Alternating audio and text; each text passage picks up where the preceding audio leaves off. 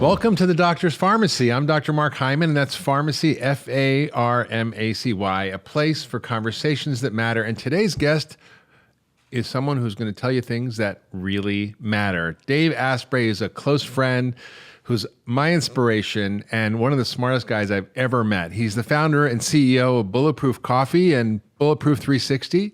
He is a two-time New York Times bestselling author, and I definitely poached his books for learning things from my book. And he hosts this amazing podcast, Bulletproof Radio, he's been featured on the Today Show, CNN, New York Times, Dr. Oz. He's worked with world-renowned doctors, not me, obviously. No, he has actually. Of course He's actually helped me. When I was really sick last year, I called Dave because I needed to figure out how to get better, and he gave me some extraordinary great suggestions. And, you know, most doctors don't go to lay people to learn stuff, but I go to Dave. And he works with incredible scientists to uncover the latest, most innovative methods for enhancing our physical and mental performance by taking control of our own biology. It's called biohacking. And I love that term because it means you can actually get the code for your biology and you can upgrade your biology. You're not stuck with what you got. His book, Headstrong, which is the latest book, which is a great book on the mitochondria. We're going to talk about the mitochondria. And it teaches you how to be smarter, faster, and more resilient in your brain.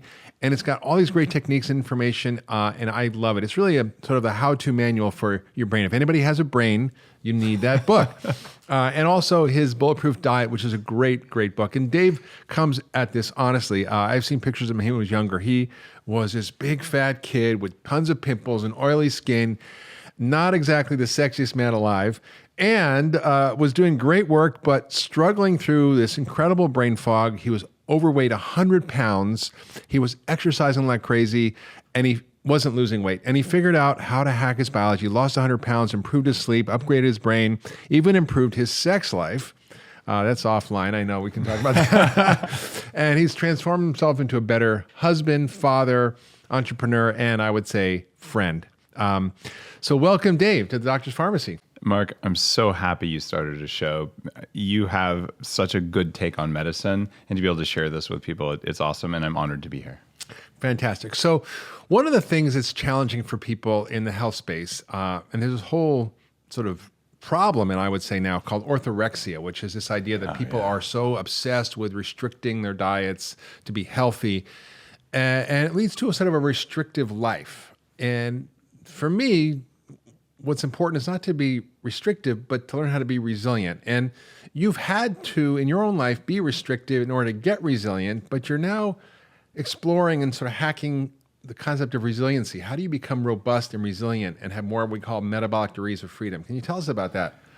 Orthorexia is a fascinating condition. And the truth of the matter is that if you eat junk food all the time, it is going to kill you. And your body knows that. And you kind of get a little stressed, but you don't know what's going on. And then if you suddenly start eating in a way that makes you feel much better, and then you go back to eating the other way, it's like a punch in the face. And you're like, oh my God, I don't want to do that again. And it's not uncommon to develop almost like a little bit of a panic response, like, oh my God, if I eat a French fry, I'm going to die. And that's where orthorexia and things like that come from. And the truth of the matter is that if you eat a French fry once, you're not going to die. You might not feel as good, you might get a pimple, right? But if you do it all the time, it's really going to screw up your ability to show up in the world the way you want to.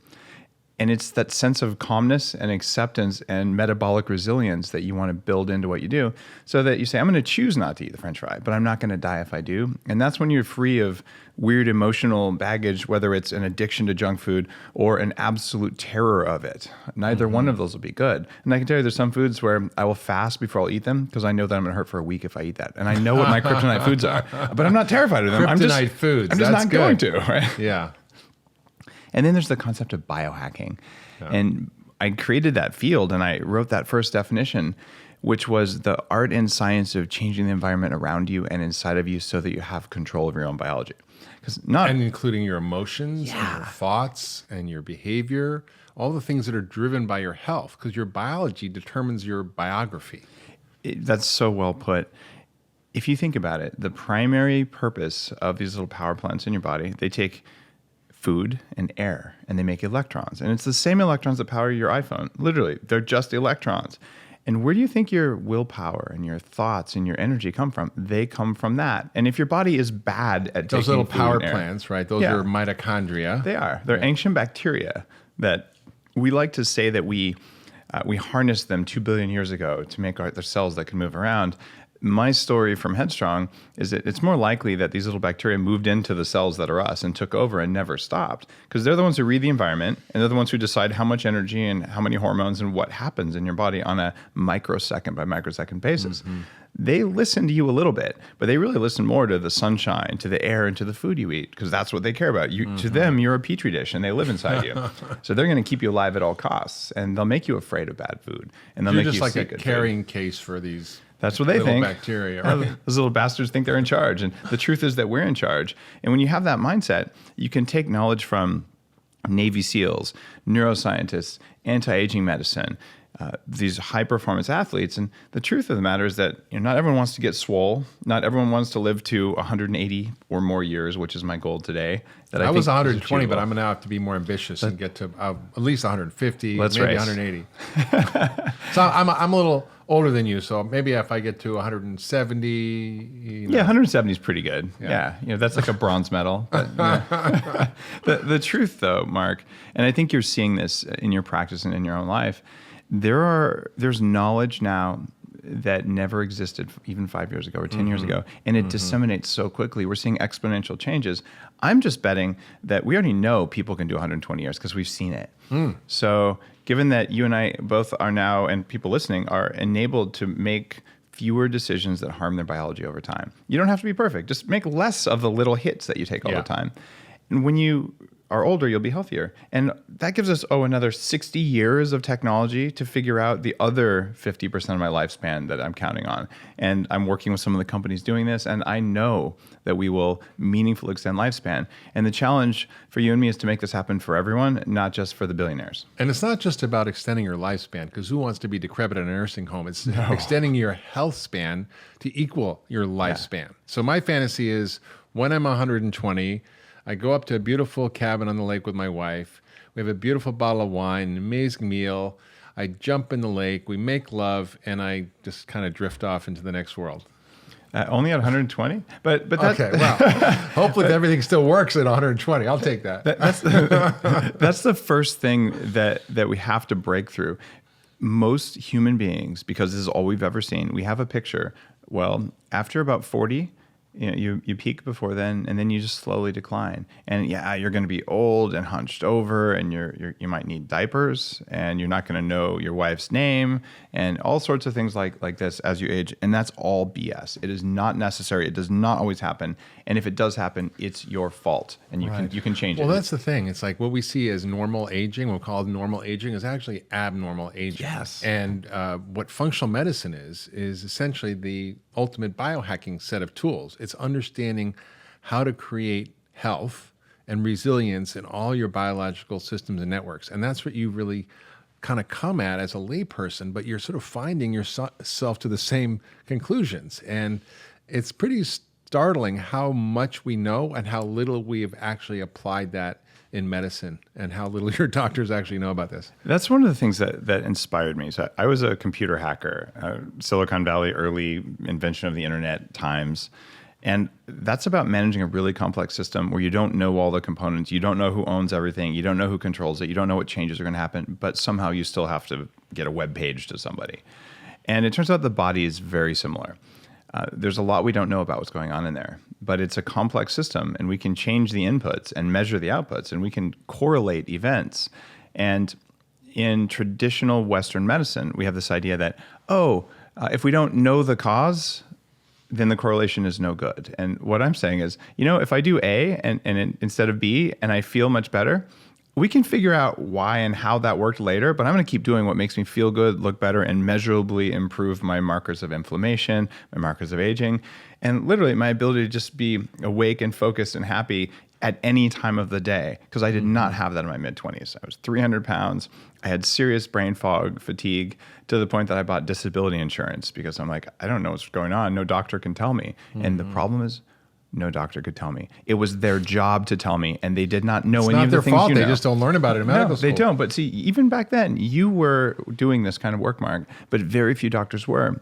Well, I had to biohack myself to health because I had a total system collapse. I wasn't 300 pounds, but every biological system broke down. My gut, my immune system, my brain, my mitochondria, my detoxification system. I literally had to reverse engineer my way to health, and I was desperate, just probably like you were, in order to figure this out. And what's exciting in the last 20 years since I've done that, we just have so much more accelerated knowledge about how and why to do that.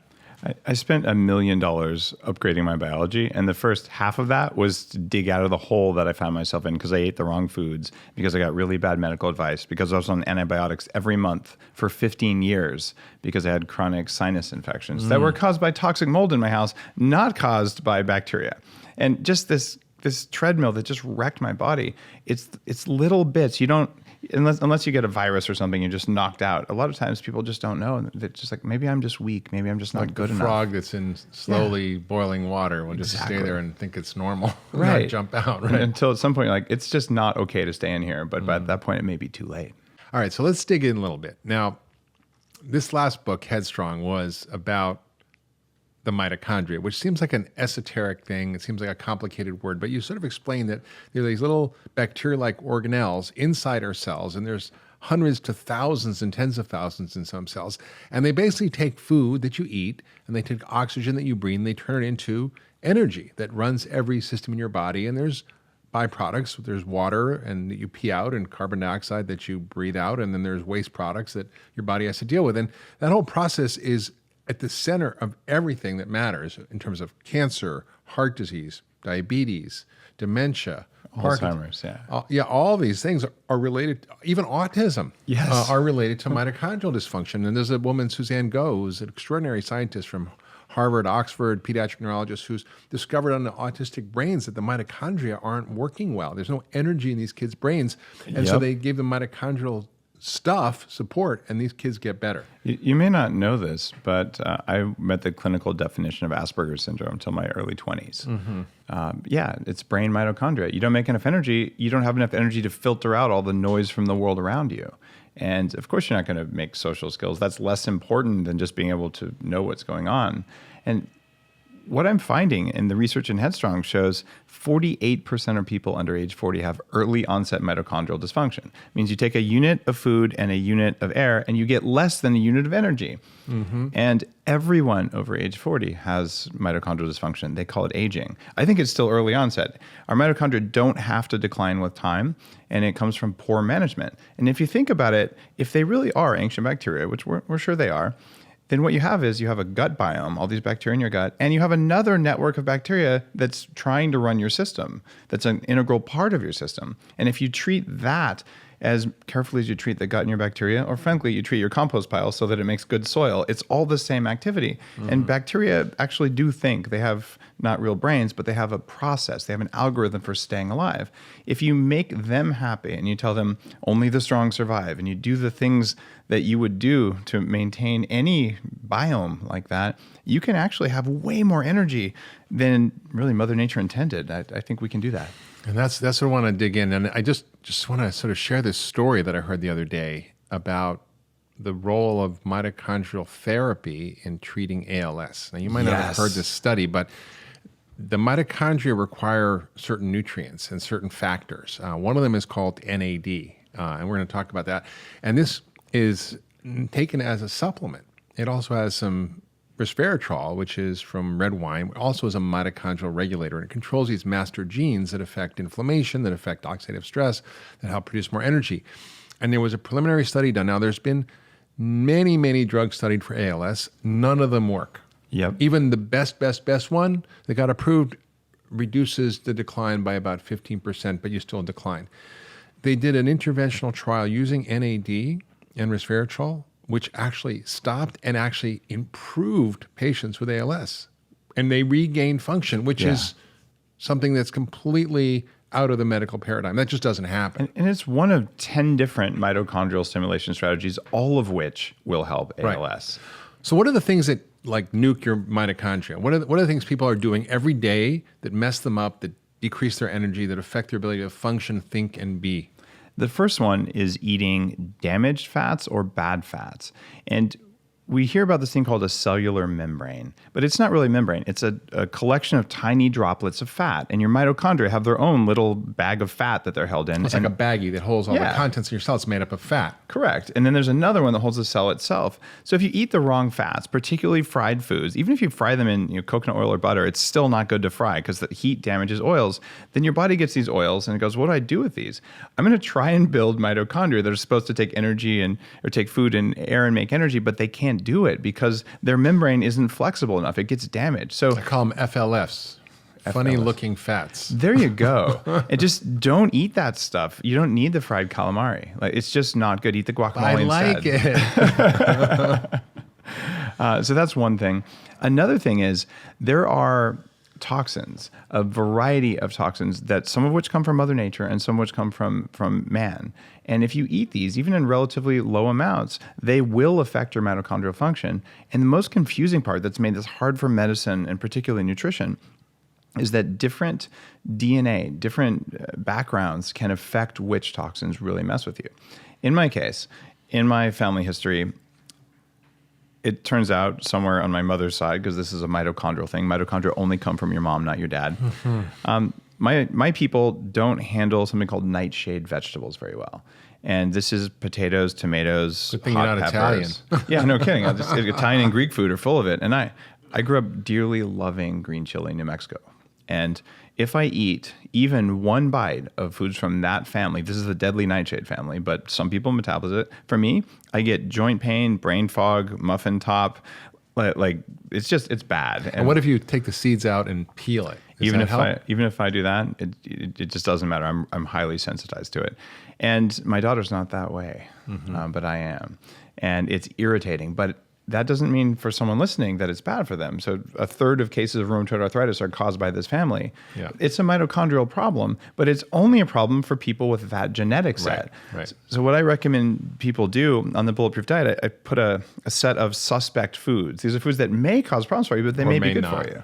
Right. So it's not that simple to say, oh, here's the standard, MRE, military ready to eat ration that everyone can eat. It's not like that, but you have to know what are your kryptonite foods that lower your mitochondrial function. And the first sign of mitochondrial function, even without lab tests and all the expensive cool stuff, if you eat it and you get a massive sugar craving afterwards, or you get massively tired and you can't remember things, your brain is stuffed with mitochondria. It has the most mitochondria of any part in the body. So you're going to feel it in your brain first. If you can't focus after lunch, and you're just dying for dessert, you ate something that whacked your mitochondria. It may have hit them directly, or it may have just crashed your blood sugar like MSG will do.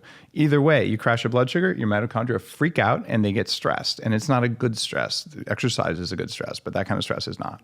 So you got the fried foods, which is going to kill your mitochondria. You've got food toxins. Yep. But they're different for different people. But you've also got other things you eat. And what is the main thing? And I've written many books about this. It's a clue. It's a hint. Yes. And the answer is? The answer is grain. Sugar. Oh, sugar. There we go. I would have... I don't know, Mark. I don't like sugar. Sugar is bad for you. But I don't know if sugar is worse than grains, which are essentially made out of sugar, but covered with other toxins from Mother Nature. Yeah. But I'm 100% with you.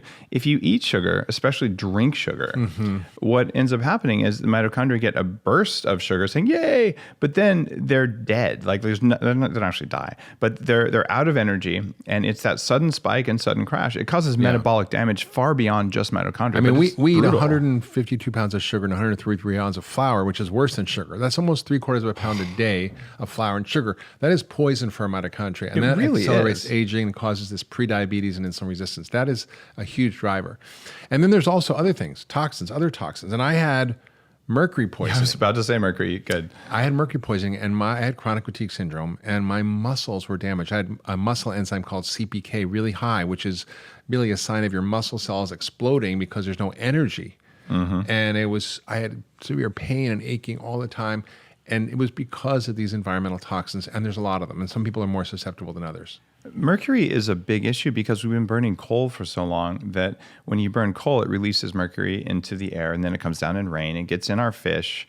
And some types of fish are much better than others. And you and I have both written about the type of fish that you want to eat, like salmon, not farm salmon, but wild salmon, sardines, herrings, anchovies, all the real stuff that people don't like. I like them. All the stinky fish, right?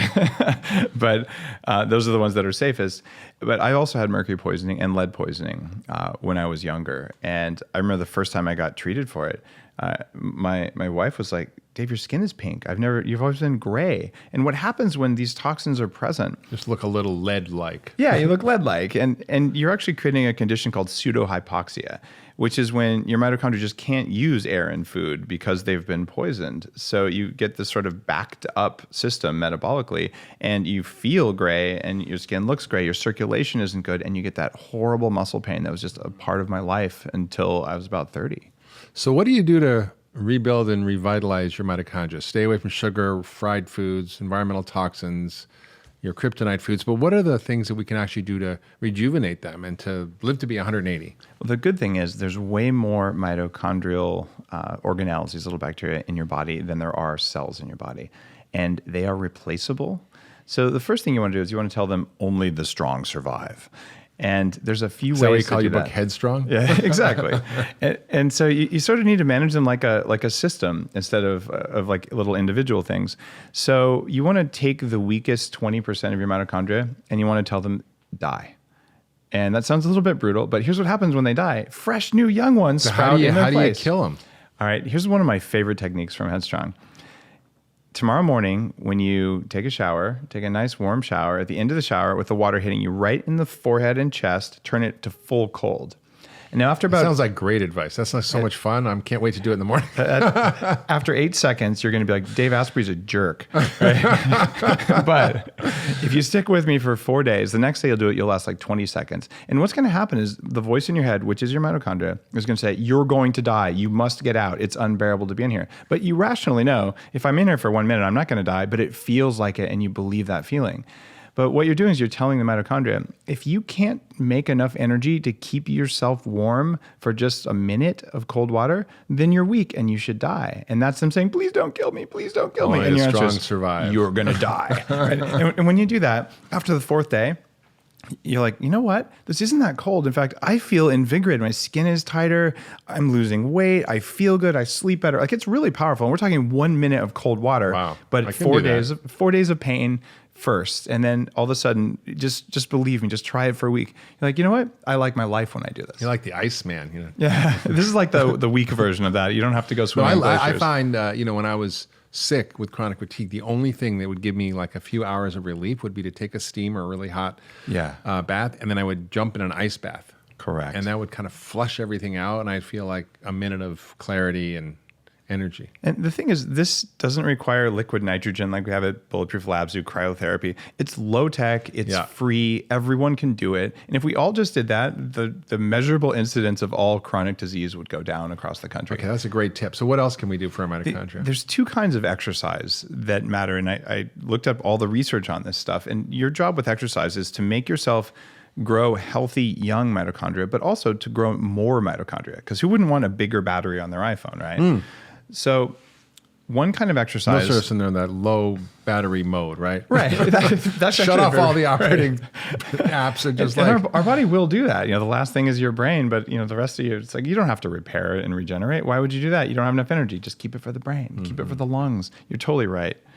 And what I end up doing for this exercise stuff is, one body of research says if you move for 20 minutes a day, it has a set of behavior on maintaining youthful mitochondria. So this means not like running. You don't have to go get all dressed up in your Lulu outfit, although you might want to. But all you have to do is just go for a walk. You don't have to run. You don't have to do anything crazy. Just move for 20 minutes a day. That's it? Well, that's step 1. Okay. All right. That sounds too easy. Yeah. And if you want to really grow more mitochondria and get all the benefits for anti-aging, there's another body of research that says at least once and maybe twice a week, you need to do something really hard for 10 to 15 minutes. Meaning basically exercise hard enough so you're going to throw up. Pretty much. So what I recommend in the book is that once a week you want to sprint, and you want to run about 400 yards like a tiger's chasing you, and then lay down on your back. It's actually important to lay down on your back instead of stand there. And there's a whole different thing that happens in the brain when you do that around recovering faster. You do that 3 times, and then you can just say, all right, I'm done. That's not very much pain, and it's not very much work, and it actually is going to replace being on a spinning thing, every day for the week. The idea here is you can exercise far less time and get far more benefit. In fact, we created Bulletproof Labs in Santa Monica, which is a facility that has equipment to help people do this with technology. Because the idea is, if you're commuting home every day and you're commuting to work and you have kids and a family and responsibilities, you just don't have time to do 90 minutes a day of working out. That's the good news. Yeah, I mean, I read a study years ago where they looked at giving people 30 minutes of interval training, which is what you're talking about, 3 times a week, versus 60 minutes, 6 days a week of just like a run, a light jog, like a regular aerobic exercise. And at the end of 12 weeks, the group that only exercised 30 minutes 3 times a week, far less exercise, had 9% less body fat and were far more fit doing far less exercise. If you get more fit in less time, it's awesome. And here's what's really going on, Mark, and this ties into your functional medicine background. It's relatively easy to whack yourself over the head in the gym. And I see so many CEOs who, I'm running my company. I just flew to Japan and back, and I'm going to do an Ironman triathlon. And I'm like, let me guess. Your adrenals are shot. Yeah, you can't sleep. You have no sex drive. Your joints hurt all the time. And like, how did you know? It's like, well, here's what happens when you don't recover enough. Yeah. What happens is exactly that. Hormones crash, adrenals crash, testosterone goes down. Women oftentimes get monthly hormone problems. And it just goes. So if you overexercise, your sex life goes to pot. It really does. And also, if you're constantly stimulating instead of recovering, it just doesn't work. So our job is to actually be masters of recovery, which means small amounts of targeted stimulation. Great news, that takes less time. And then recovery. And recovery means you sleep. It also means that if you're in a toxic relationship, that you fix it. It means that if you have a lot of emotional stress, old trauma, PTSD, substance abuse problems, eating disorders, you deal with that stuff. Because if you have chronic stress from just being unhappy, that's enough stress even without exercise. Yeah. And if you have lots of travel stress, you're jet lagged, maybe you don't want to hit the gym really hard. Maybe you just want to take it easy and get some extra sleep and get a massage, and to recognize that the massage makes you just as good of a person as going to the gym and lifting heavy things. It's recovery that matters. That's good to know. I'm going to write that down. Tell my wife. Yeah, you said something there very hopeful, is we can actually change our mitochondria by changing our thoughts, that our thoughts actually are being eavesdropped on by our mitochondria.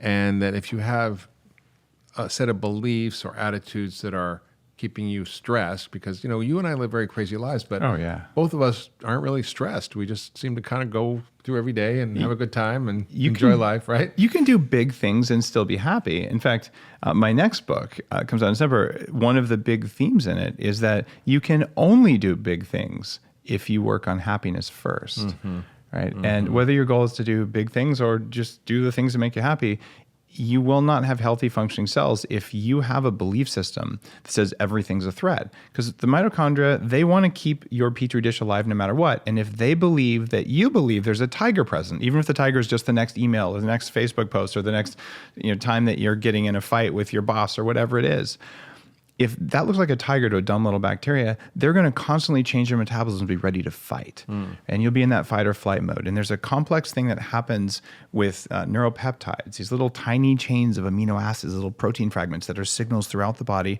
And another thing that most people don't know about, when your heartbeat changes to get ready to run away from a tiger, there's a magnetic field around your heart shaped like a donut, and it's tipped 8 degrees to the left, and you can measure this. This isn't the woo-woo side of things. This is hard physics, and there's the electrical current. It makes a magnetic field.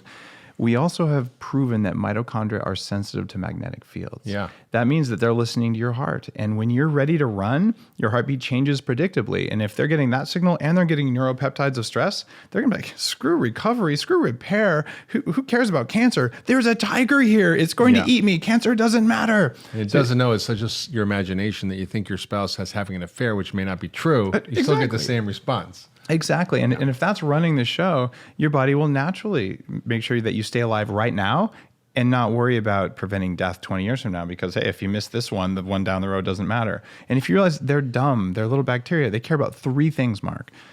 These mitochondria. Number one, run away from, kill, or hide from scary things. Because if you miss that one, it's game over. The petri dish is dead. Yep. Okay. Number two, eat everything. Right? Because otherwise, if you don't eat, within a month, you're going to starve to death. And maybe that's not true for us, but that's what they think. They're dumb little bacteria. So the algorithm is eat everything. And this is why if someone puts a plate of cookies in front of you, it's really hard not to think about the cookies. They just keep calling to you. They're actually not calling to you. It's your mitochondria going, hey, is that food? Hey, is that food? Eat it, eat it, eat it. Although I believe if you change your brain chemistry and your hormones, that it won't really look like food anymore. Like I walk by the Starbucks array of pastries, those cakes and scones and donuts and muffins, and I'm like, it doesn't look like food. Even if I'm hungry, I'm like, oh, that doesn't look like food. It's a rock. Why would I eat a rock? You are absolutely correct. I used to want to eat it. Yeah. I used to go to like the airport when I was traveling around. You can sneak around and buy a Cinnabon when no one was looking, and I'd get the one with nuts because I thought that was healthier. But like, we've had such a similar path. I used to have these cravings like I've got willpower. I forget willpower comes from mitochondria. It's energy, right? I've got willpower, but every time you say no to these, you're using a little bit of willpower until you run out, and then like I'll just have half the cookie, right? And then you feel like a bad person. Well, you're using science, not willpower, to fix the problem. And what happens with me now, the same thing. You look at that and I'm like, those don't make me feel good. Those aren't food. And I would never eat one. I would rather eat nothing. Like I would eat it if I wanted to. Like I'm not going to eat if I want to, but like it doesn't attract me. The desire is gone. And it's sort of striking. And sometimes if I get eating a little too much chocolate and sugar, then it starts, oh, that might be interesting to eat. And then I stop and I'm like, it goes away. So it's all hormones and biology. It really is. I can tell you in the last 10 years, there's one time I've had grains. And it was actually when we were hanging out, Mark, in Greece at Vishen Lakiani's event. And we're on some little Greek island. And there's a guy at a little guest house. And he said, here's some baklava. It was made by my grandmother from local wheat and honey. I'm like, I'm eating that. Yeah, I took some charcoal with it. I felt great the next day. It's fine. But in Europe, it's better, right? It is. but that sort of thing to be willing and acceptance, but just to not see it that way, that's mitochondrial. Yeah, it's so true. Okay, so now let's get into one of our favorite topics, which is fat. I love fat. We love fat. And it's very relevant to the mitochondria. So tell us how you sort of came to figure out that MCT oil, which is this derivative of coconut oil, it has superpowers for your mitochondria. How did you figure that out? And tell us why we should use it. Well, mitochondria can burn 3 different energy sources. They can burn sugar, and they love to do that because it's quick and easy and dirty and leaves a lot of exhaust. A lot of exhaust, meaning it leaves oxidative stress and free radicals that causes inflammation and aging. So it's like dirty fuel. Dirty fuel, exactly. And they can actually burn protein, which is a horrible thing to do for energy. You want to use protein as a building block, but if you eat like a high protein diet like I did in the 90s, what happens is they can break this down, but talk about metabolic just disaster. It leaves even more dirt than sugar does, right? So enough protein to restore all your cells, build strong muscles, strong bones, healthy skin, super important. Excessive protein without any either fat or carbs, really bad for you. And then they can burn fat, but most of the time they're not trained to burn fat. So you end up in this situation where if you eat fat, you don't really use it, especially because you're usually eating it in the form of a donut. And when you eat fat with sugar, it's deadly. Exactly. I call that sweet fat. It doesn't work at all. So what's left then is this diet that started out in about the year I was born. The Atkins diet was the first modern diet that had ketosis involved. Ketosis is this period where your body says, oh, in order to stay alive, I have to burn fat. Let me get good at it. And this is a state that's been known for thousands of years because every meditation tradition has this period of fasting. And when you stop eating for 4 days, the body's brain turns on. Yeah, you're like, I feel so good. And now you can experience oneness with the universe and you can meditate effectively. And it actually works. The problem is that it's kind of hard to hold down a job and take care of your kids if you're not eating at all for long periods of time and living in a monastery. So yes. The original version, hack. Right? It was like, let's eat bacon and pork rinds and artificial sweeteners, which was the original Atkins diet. And you know what? I lost half of my 100 pounds on that diet in the early 90s, and then of course gain it back. You gain it back, and you can't lose the other half because you're toxic and you don't feel good. So what happened is I started running an anti-aging nonprofit group in the San Francisco Bay Area in Silicon Valley. And I started meeting all these experts in metabolism years ahead of their time and having them do presentations for the public. This was the first group to import coconut oil into the US after it was banned. And we had found some studies that said coconut oil is really a powerful thing. And coconut oil is about 52% of this thing called MCT oil. And there's 4 classes of MCT oil. It turns out that the cheapest and most abundant MCT oil doesn't have this ability to turn into ketones for your body to burn. But about 15% of the fat found in coconut oil has that ability, and 5% of the fat, the most precious 5%, is able to dramatically elevate the ketones in your body, which means if you eat coconut oil, it's better than a lot of other oils, but it's not going to put you in ketosis any more than 8 hours of fasting. And that's a study from UC San Diego that found that out. But the stuff we use in Brain Octane, which is that most rare form of MCT, Brain Octane is a Bulletproof product, that stuff is able to raise ketones 4 times more than coconut oil. And what this means is that if you're eating a low carb, but not a no carb diet, and you put some of that stuff in your Bulletproof coffee, you pour it on your salad, put it in your smoothie, the way I do it 3 times a day, you always have ketones circulating in your body. And when ketones are present in your mitochondria, I mean, they're dumb little bacteria. They're like, hey, I got energy from fat. I've got energy from whatever else you're eating, some carbs from your vegetables, I'm going to have etc. some MCT oil right now. There you go. And this came about, no one knew that Brain Octane was better. There was no university research, but I experimented with the different ones to figure out why normal MCT oil was giving me, we called it disaster pants. It was so common in the early days. Great for constipation. Exactly. And Brain Octane oil didn't do that, but more, I got a really strong mental edge from that I didn't get from the other forms of MCT. And that was why we built that into the recipe for Bulletproof. And then research came out years after we started and basically saying, oh, it does raise ketones 4 times more. But here's the lesson for everyone listening, Mark. It's that if you feel a difference, it's okay to believe what you feel and notice from your food, right? I did not have any data.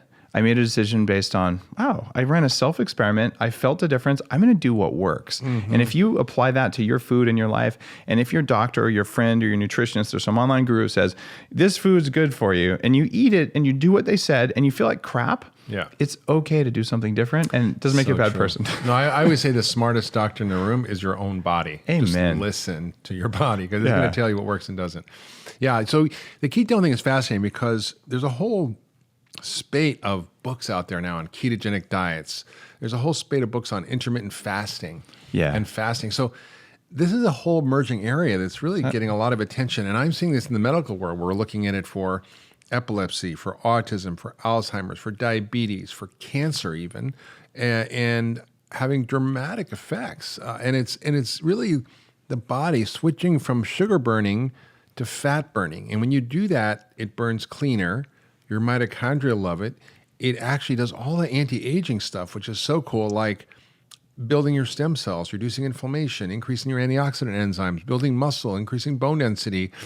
It's pretty striking, and improving your cognitive function, even your sex drive, all improve when you switch to this, which is something we've been doing for literally millions of years because we didn't have grocery stores. We had to hunt and gather, and if we had a bad day, we'd have to be able to function. The ketogenic trend is interesting. The original Bulletproof Diet book had a section on intermittent fasting and how you could use Brain Octane or MCT or a fat-only breakfast to increase the rate of ketosis during a fast, right? So you're not technically fasting because there's some calories, but there's no insulin, no protein, and things like that. And the problem is during the research for that, I ate a lot of different foods. I tested a lot of things on myself, and I went into extreme ketosis for 3 months straight. And this is when you basically don't eat very many carbs at all. Less than 50 grams or 30 grams of carbs. I said, I'm going to do 1 serving of broccoli a day. I want to eat like an Eskimo. So I'm eating just tons of fat and protein. And you know what? You'd be eating moss if you ate them. Yeah, I would be eating moss, right? Well, here's what happened. I developed allergies to eggs, which are an amazing superfood. And I developed allergies to almonds, which I didn't have before. Wow. Right? And so what happened? Well, if you go into ketosis and you stay in ketosis in that, less than 15 or 30 grams of carbs a day, where your body naturally produces these ketones, your gut bacteria get wrecked, like completely wrecked. And they don't make something called butyric acid, which is required for you to make energy. In fact, it also raises ketosis, it turns out. So I ended up coming out with a recommendation there that says be in cyclical ketosis.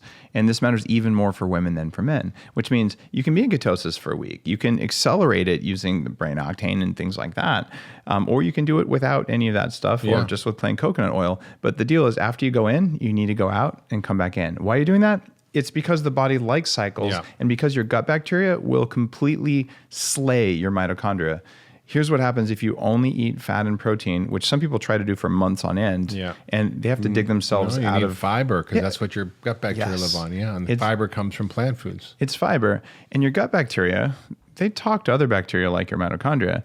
And when they're unhappy, they make something called LPS or lipopolysaccharide. And when you eat a high-fat diet, fat escorts lipopolysaccharide past the lining of the gut. All fat or just certain fats? It turns out all fats will do it, but saturated fats, specifically the long-chain saturated fats, will do it even more.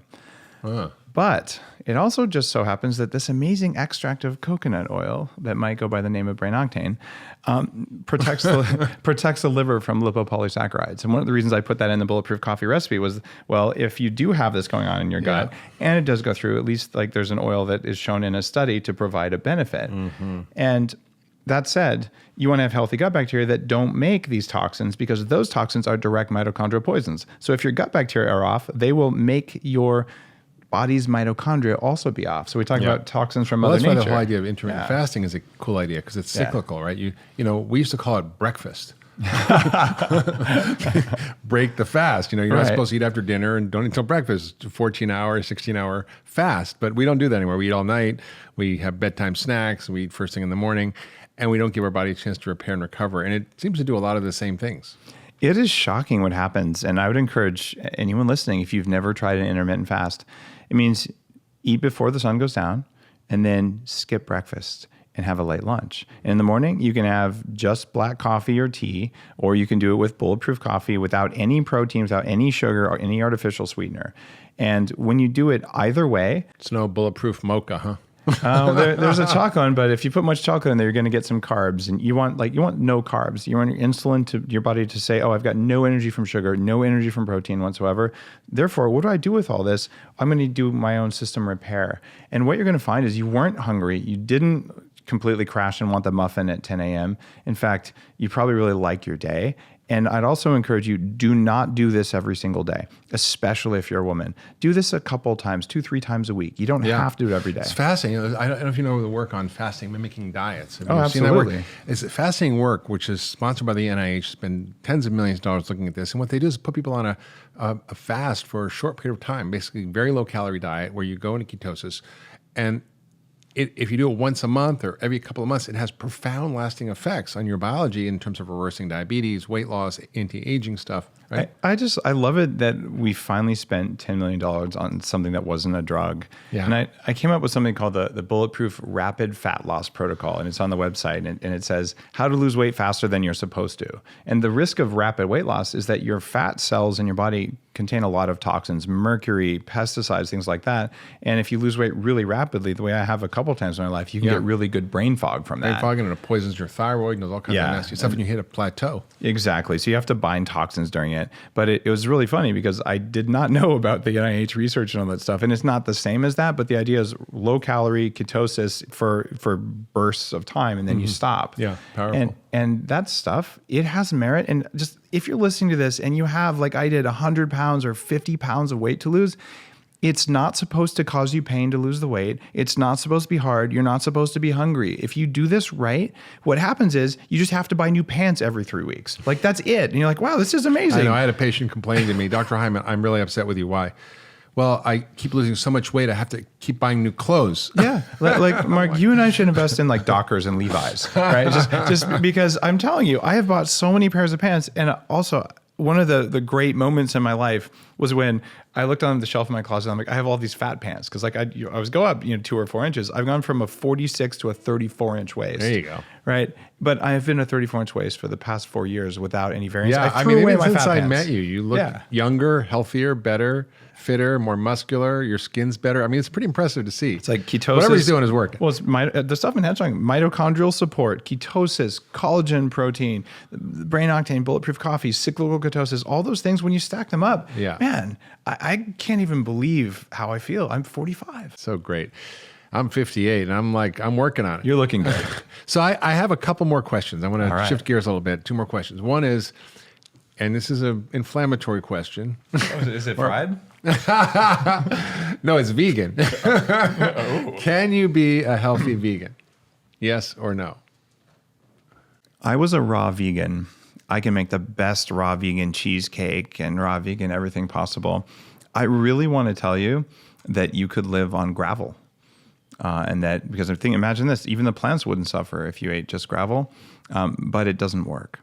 And I mean, are there some people who it works for? Because you see guys like Rich Roll, and he's like a ultra marathoner. And he's an there's a ultra movie marathoner. Game Changers coming out where you see all these elite athletes who are vegans. How does that work? Well, it's interesting. And doesn't Rich Roll talk a lot about joint pain and how he deals with muscle pain and other things that are signs of mitochondrial dysfunction? I don't know. Does he? Yeah, he's mentioned this. And having been a very focused, very well-educated raw vegan, and then even a raw omnivore for a while before I did the whole Bulletproof thing, I have seen thousands of people, including myself, who were made ill by a vegan diet. Mm-hmm. So do you need to eat a ton of vegetables in order to be healthy? Actually, you do. It's absolutely required. Should you avoid industrial meat like the plague? Yes, you should. And this is where the vegan diet has it absolutely right. Will you live as long as possible and feel as good as possible if you eat a lot of protein, even if it's grass-fed? You will not. Because a high meat or high animal protein or a high vegetable protein diet, frankly, is bad for you. You need to be on a low to moderate protein diet. Mm-hmm. The real problem with a vegan approach is that it's the fat. You do not get saturated fat. At least have some butter on your vegetables. Like broccoli evolved to hold butter. Oil? Coconut oil doesn't have the same types of fat. It doesn't have conjugated linoleic acid.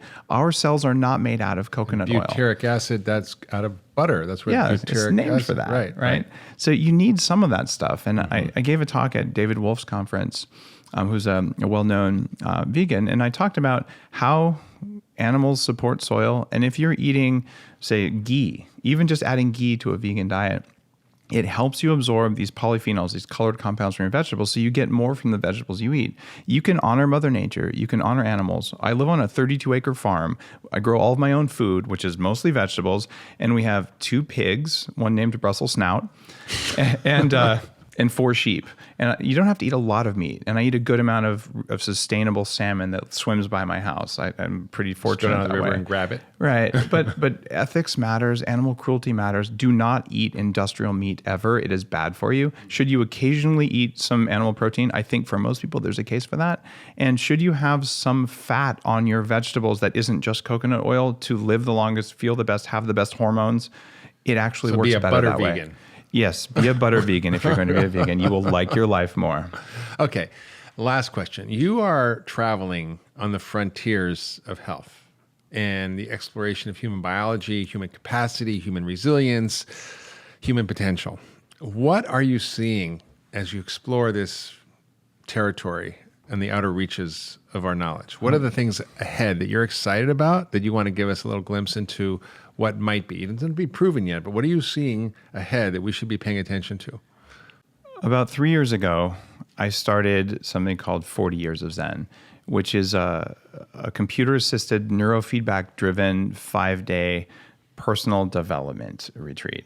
But instead of using sitting in a cave and meditating and fasting, which, by the way, I've done that as well in Tibet and Nepal and the Andes. Like, I've traveled the world to learn from the masters on those things because they matter so much. Mm-hmm.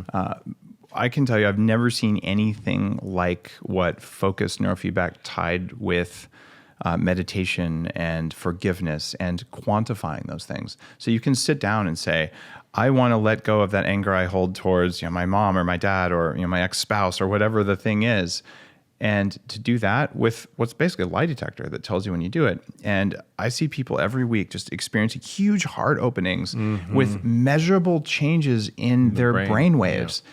And here's the scary thing.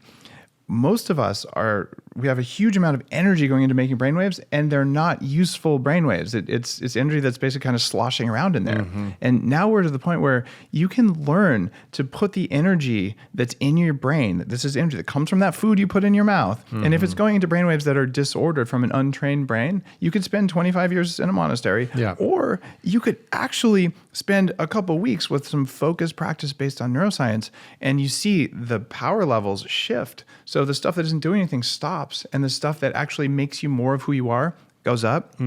I think, Mark, That's powerful. We're on the cusp of being able to reverse PTSD, reverse old trauma, and give people substantial improvements in their IQ, but more importantly, in their level of internal peace. And it does start with energy from food. That's why Bulletproof is my biggest, we have to disrupt big food and to get the stuff that makes us feel good in. But once you have enough energy, what are you going to do with it? Well, maybe you should apply it to your brain to turn on happiness, turn on gratitude, and turn off would be like, fear, right? And all that. We can do that. And the science is happening right now. It's the coolest time ever to be alive. That's pretty amazing. So I meditate 20 minutes twice a day. That would mean I'd have to live to be 400 to get the benefit of this. Amazing. So we have to not only train our mitochondria, we also not have to just create health in our biology, but in our brains, we know how to actually access this through different doorways, like neurofeedback and Zen. Mark, you've always known this because I know you show up in the world. I know about the work you've done with Paul Farmer, your nonprofit work. There's a love, there's an energy, a gratitude, a vitality that we bring to the world when we show up all the way. Yeah. And you've had this ever since I've known you. Thank you.